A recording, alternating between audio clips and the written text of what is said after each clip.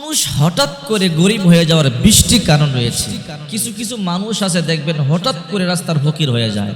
ভালো ব্যবসা ছিল, ভালো চাকরি ছিল, চাকরি চলে যায়, ব্যবসা ধ্বংস হয়ে যায়, হঠাৎ করে গরিব হয়ে যায়।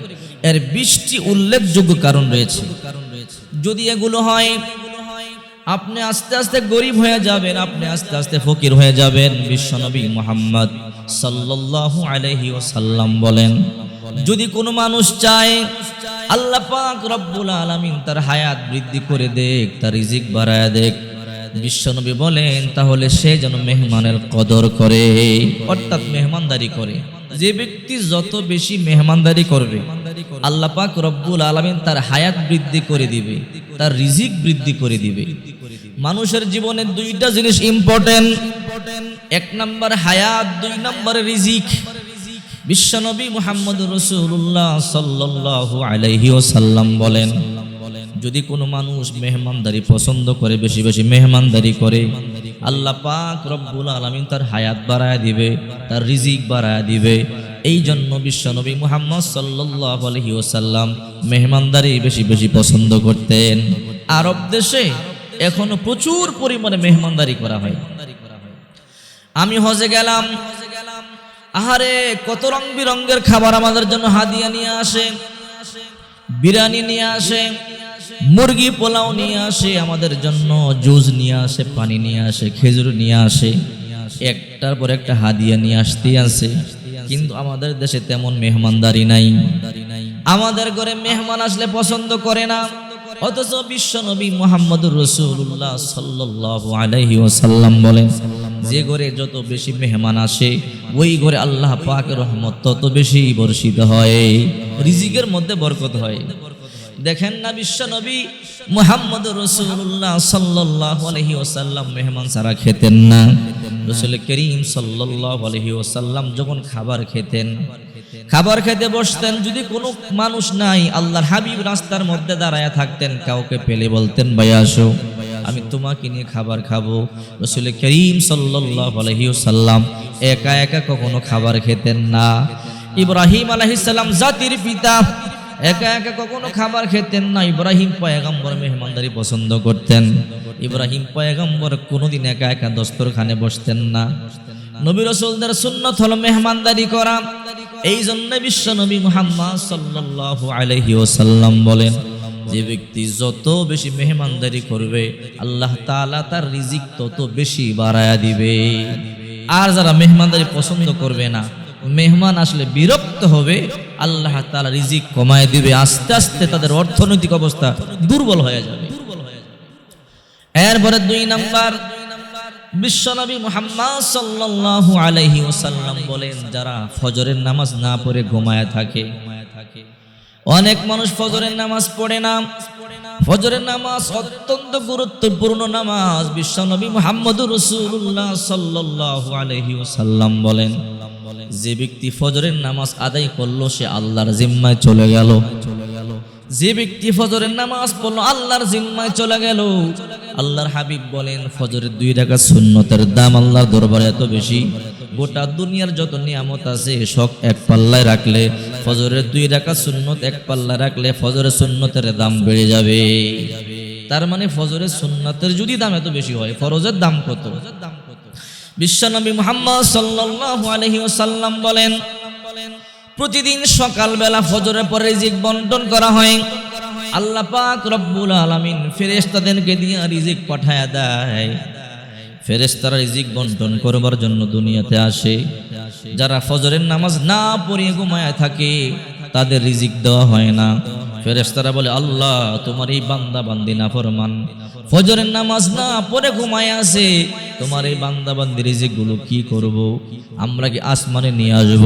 আল্লাহ তাআলা বলেন, না না, যে রিজিক আসমান থেকে আমি দিয়া পাঠাইছি। আল্লাহ পাক রব্বুল আলামিন বলেন, ওয়ামা মিন দাব্বাতিন ফিল আরদি ইল্লা আলাল্লাহি রিজকুহা। আল্লাহ তাআলা আসমান থেকে পৃথিবীর জানদার প্রাণীদেরকে রিজিক দিয়ে থাকেন। রিজিক আসমান থেকে আসে। আল্লাহ পাক রব্বুল আলামিন বলেন, রে ফেরেশতারা, যে রিজিক আমি আসমান থেকে পাঠাইছি সেই রিজিক আবার আসমানের মধ্যে ফিরায় নিব না। ফেরেশতারা বলে, আল্লাহ তাহলে কি করব? তোমার বান্দা বান্দি ঘুমিয়ে আছে। আল্লাহ বলে, ও ফেরেশতারা, যাও যাও, তোমরা বনে জঙ্গলে যাও, বনে জঙ্গলে হিংস্র প্রাণী আছে, না খায়া আছে, এই নাফরমানদের রিজিকগুলো বনে জঙ্গলে হিংস্র প্রাণীদের কাছে বন্টন করে দাও। তখন এই রিজিকগুলো বন্টন করে দেওয়া হয় হিংস্র প্রাণীদের মধ্যে, বন জঙ্গলে প্রাণীদের মধ্যে। রাসূল করিম সাল্লাল্লাহু আলাইহি ওয়াসাল্লাম বলেন, সকালের সময় বরকতপূর্ণ সময়। সাহাবায়ে কেরাম বলেন, আল্লাহর হাবিব আমাদেরকে যুদ্ধে যখন পাঠাইতেন সকালবেলা পাঠাইতেন। আল্লাহর হাবিব বলে, সকালবেলার ব্যবসা করে, সকালবেলার ব্যবসার মধ্যে বরকত বেশি, সকালবেলার সময়টাই বরকতপূর্ণ সময়। দেখবেন গ্রাম এলাকার মধ্যে সকালবেলা বাজার জমে, বাজারের মধ্যে টাটকা মাছ পাওয়া যায়, টাটকা সবজি পাওয়া যায়। শহরে 10টা বাজে ঘুম থেকে জাগে, ঘুম থেকে জায়গা 11টায় বাজারে গিয়ে দেখে ভালো কিছু নাই, পচা মাছ। এই জন্য সকালবেলা ঘুম থেকে জাগবেন। যারা সকালবেলা ঘুম থেকে জেগে ফজরের নামাজটা জামাতের সাথে আদায় করে, দেখবেন মন দিল ফ্রেশ হয়ে যায়, তার চেহারা থেকে নূর চমকাইতে থাকে, কারণ সে আল্লাহর জিম্মায় চলে যায়। আল্লাহর জিম্মায় যে চলে যায়, আল্লাহ তাআলা সমস্ত বিপদ থেকে তাকে হেফাজত করবে। এই জন্য বলছিলাম 2 নাম্বার, 1 নাম্বার রিজিক বৃদ্ধির কারণ যারা মেহমানের কদর করে, যারা মেহমানের কদর করে না, মেহমানদারি করে না, পছন্দ করে না, তাদের রিজিক আল্লাহ কমায়া দেয়। 2 নাম্বার, যারা ফজরের নামাজ আদায় করে না, না করে ঘুমায়া থাকে, তাদের রিজিক আল্লাহ তাআলা কমায়া দেয়। 3 নাম্বার, যারা আসরের সময় ঘুমায়া থাকে, আসরের পর যারা ঘুমায় তাদেরও বরকত চলে যায়, তাদেরও রিজিক কমে যায়।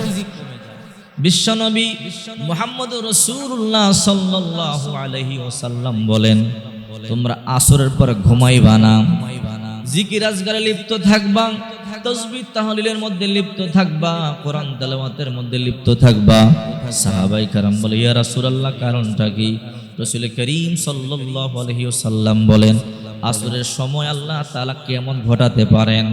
2টা সময় কিয়ামত ঘটাবেন, একটা ফজরের পরে অথবা আসরের পরে। এই 2 সময়ের এক সময়ের মধ্যে আল্লাহ পাক রব্বুল আলামিন কিয়ামত সংগঠিত করবেন। এই জন্য বিশ্বনবী মুহাম্মদ সাল্লাল্লাহু আলাইহি ওয়াসাল্লাম বলেন, আসরের পর তোমরা ইবাদতের মধ্যে লিপ্ত থাকো। আর এক হাদিসের মধ্যে আছে, বিশ্বনবী মুহাম্মদ সাল্লাল্লাহু আলাইহি ওয়াসাল্লাম বলেন, আসর থেকে মাগরিব পর্যন্ত দোয়া কবুলের সময়। রাসূল করিম সাল্লাল্লাহু আলাইহি ওয়াসাল্লাম বলেন, বিশেষ করে জুমার দিন আসর থেকে মাগরিব পর্যন্ত দোয়া কবুলের সময়। এই সময় যদি কোনো বান্দা বান্দি আল্লাহর দরবারে হাত তুলে দোয়া করে, আল্লাহ তাআলা সাথে সাথে তার দোয়া কবুল করে। এই সময় দোয়া করতে দেরি হয়, আল্লাহ তাআলা দোয়া কবুল করতে দেরি করে না। এরপরে 4 নাম্বার রিজিক কমে যাওয়ার কারণ হলো, বিশ্বনবী মুহাম্মদুর রাসূলুল্লাহ সাল্লাল্লাহু আলাইহি ওয়াসাল্লাম বলেন, লা তাদখুলুল মালাইকাতু বাইতান ফীহি কালবুন ওয়ালা সূরা। আল্লাহর হাবিব বলেন, যেই ঘরে কুকুর অথবা কোনো প্রাণীর ছবি থাকে, ওই ঘরে আল্লাহ পাকের রহমতের ফেরেশতারা প্রবেশ করে না। কুকুরের ছবি, যে ঘরে কুকুর থাকে, আহারে অনেকে বড় মুহাব্বত করে, বড় ভালোবাসে, কুকুর লালন পালন করে। আল্লাহর হাবিব বলেন, যেই ঘরে কুকুর থাকে, ওই ঘরে আল্লাহ রহমতের ফেরেশতারা প্রবেশ করে না। হ্যাঁ, আপনার নিরাপত্তার জন্য, পাহারাদারির জন্য আপনি কুকুর পালন করতে পারেন, এতে কোনো বাধা নাই। কিন্তু যে ঘরে নামাজ পড়েন, যে ঘরে কোরআন তেলাওয়াত করেন, যে ঘরে জিকির আজকার করেন, ওই ঘরে আপনি কুকুরকে জায়গা দিবেন না। আল্লাহর হাবিব মুহাম্মদ সাল্লাল্লাহু আলাইহি ওয়াসাল্লাম বলেন, যেই ঘরে কুকুর থাকে, ওই ঘরে আল্লাহর রহমতের ফেরেশতারা প্রবেশ করে না। আল্লাহর হাবিব একদিন চিন্তিত। আম্মা জান উম্মে সালমা রাদিয়াল্লাহু তাআলা আনহা বলেন, ইয়া রাসূলুল্লাহ, আপনি চিন্তিত কেন? কারণটা কি? রাসূল করিম সাল্লাল্লাহু আলাইহি ওয়াসাল্লাম বলেন, উম্মে সালমা গো, 3 দিন আগে জিবরাইল আমার কাছে আসার কথা, 3 দিন হয়ে গেল, কেন আসে না? কারণটা তো বুঝলাম না, জিবরাইল কেন আসে না? টেনশনে পড়ে গেলাম।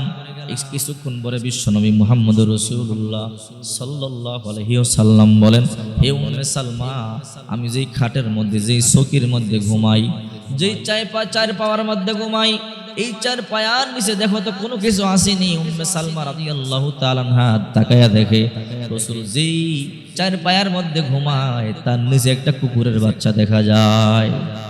রাসূল বললেন তাড়াতাড়ি বের করে দাও। বের করে পানি ছিটায় দিলেন, মুহূর্তের মধ্যে জিবরাইল চলে এলো। জিবরাইল আসার পরে আল্লাহর হাবিব বলে, জিবরাইল ভাই 3 দিন পূর্বেই তো আসার কথা ছিল, কেন আসলা না? 3 দিন পরে কেন আসলা? জিবরাইল বলে, ইয়া রাসূলুল্লাহ 3 দিন আগে আসতাম, এসে দেখি আপনার ঘরে কুকুর ছানা দেখা যায়। কারণ যেই ঘরে কুকুর অথবা কোনো প্রাণীর ছবি থাকে ওই ঘরে আল্লাহর রহমতের ফেরেশতারা প্রবেশ করে না। ও নবীজি, আমি তো রহমতের ফেরেশতা জিবরাইল, আপনার ঘরে কুকুরের বাচ্চা আমি কি করে প্রবেশ করি? এই জন্য আমি আপনার ঘরে প্রবেশ করি। এই জন্য 5 নাম্বার, যেই ঘরে কোনো প্রাণীর ছবি থাকে, বিশ্বনবী মুহাম্মদুর রাসূলুল্লাহ সাল্লাল্লাহু আলাইহি ওয়াসাল্লাম বলেন, যেই ঘরে কোনো প্রাণীর ছবি থাকে ওই ঘরে আল্লাহ রহমতের ফেরেশতারা প্রবেশ করে না। অনেক সময় আমাদের ঘরের মধ্যে পশু পাখির ছবি আমরা টানায় রাখি। পশু পাখির ছবি আপনার ঘরে টানায় রাখবেন না। যদি পশু পাখির ছবি, কোনো প্রাণীর ছবি আপনার ঘরে আপনি টানায় রাখেন অথবা একে রাখেন, তাহলে মনে রাখবেন আপনার ঘরে রহমতের ফেরেশতা প্রবেশ করবেন। এটা আমার কথা না, রাসূল করিম সাল্লাল্লাহু আলাইহি সাল্লাম নিজে বলেছেন, ওই ঘরে আল্লাহ রহমতের ফেরেশতারা কোনোদিন প্রবেশ করে না। যে ঘরে রহমতের ফেরেশতা প্রবেশ করবে না ওই ঘরের মধ্যে কিন্তু শান্তি আর রহমত বর্ষিত হবে না, অশান্তি লেগেই থাকবে। এই জন্য অনেকে আছে নিজের বাচ্চার ছবিটা টানায় রাখে, বাবার ছবি টানায় রাখে, মায়ের ছবি টানায় রাখে। রাখবেন না, অপ্রয়োজনীয় ছবি কখনোই টানায় রাখবেন না। হ্যাঁ, ছবি উঠাতে পারেন, চাকরির জন্য ছবির প্রয়োজন, ছবি উঠাবেন। ব্যবসার জন্য ছবি দরকার, ছবি উঠাবেন। হজে যাবেন, পাসপোর্ট করবেন, ছবি উঠাবেন, এতে কোনো আপত্তি নাই।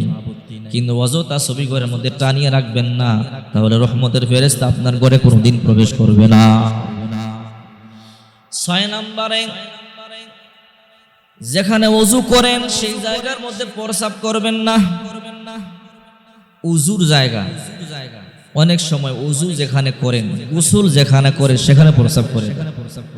বিশ্বনবী মুহাম্মদুর রাসূলুল্লাহ সাল্লাল্লাহু আলাইহি সাল্লাম বলেছেন, তোমরা যেখানে ওযু করবে সেখানে প্রস্রাব করবে না।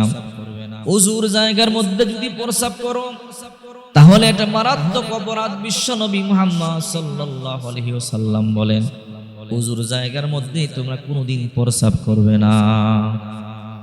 এরপরে 7 নাম্বার হলো, কখনো আপনি দাঁত দিয়ে নখ কাটবেন না। দাঁত দিয়ে যদি নখ কাটেন আপনি হঠাৎ করে গরিব হয়ে যাবেন। এরপরে 8 নাম্বার, ফু দিয়ে কখনো বাতি নিভাবেন না। অনেকে ফু দিয়ে বাতি নিভায়। এখন অবশ্য মোমবাতির চলন নাই, অথবা কুপি বা হারিকেনের চলন নাই। আগে ফু দিয়ে নিভাইতে। ফু দিয়ে যদি বাতি নিভানো হয় তাহলে এটা ঠিক নয়। 9 নাম্বার, কখনো দাঁড়িয়ে দাঁড়িয়ে পানি পান করবেন না। দাঁড়িয়ে দাঁড়িয়ে পানি পান করা সুন্নাতের খেলাফ। রাসূল করিম সাল্লাল্লাহু আলাইহি ওয়াসাল্লাম দাঁড়িয়ে দাঁড়িয়ে পানি পান করতে নিষেধ করেছেন। দাঁড়িয়ে দাঁড়িয়ে পানি পান করবেন না। 10 নাম্বার, পরনের কাপড় দিয়ে মুখ মুছবেন না। অনেকে খাবার খাইয়া যে কাপড় পরে আছে সেই কাপড় দিয়ে মুখ মুছে ফেলে। এই কাজগুলো কখনো করবেন না। ইসলাম পবিত্রতা, পরিচ্ছন্নতা পছন্দ করে। আত-তুহুর শাতরুল ঈমান, পবিত্রতা, পরিচ্ছন্নতা এটা ঈমানের একটা অংশ। এই জন্য বিশেষ করে মা বোনদেরকে বলবো, মা বোনেরা রান্না বান্না করে হাতের মধ্যে একটু ময়লা লাগলে এটা নিজের পরনের কাপড় দিয়ে মুছে ফেলে। এই কাজগুলো করবেন না। পরিষ্কার থাকবেন, পরিচ্ছন্ন থাকবেন। যদি আপনি পরিষ্কার থাকেন, পরিচ্ছন্ন থাকেন, আল্লাহ সন্তুষ্ট হয়। আর আল্লাহ তাআলা সন্তুষ্ট হইলে আপনার কপাল খুলে গেল। অপবিত্র কখনো থাকবেন না। অপবিত্র থাকলে শয়তান আসর করে, শয়তান আক্রান্ত করে ফেলে। এই জন্য রাসূল বলেন, আল wudu সিলাহুল মুমিন, ওযু মুমিনের অস্ত্র, হাতিয়ার। আপনি ওযু অবস্থা থাকবেন। ওযু অবস্থা থাকলে কখনো শয়তান আপনাকে ঘায়েল করতে পারবে না।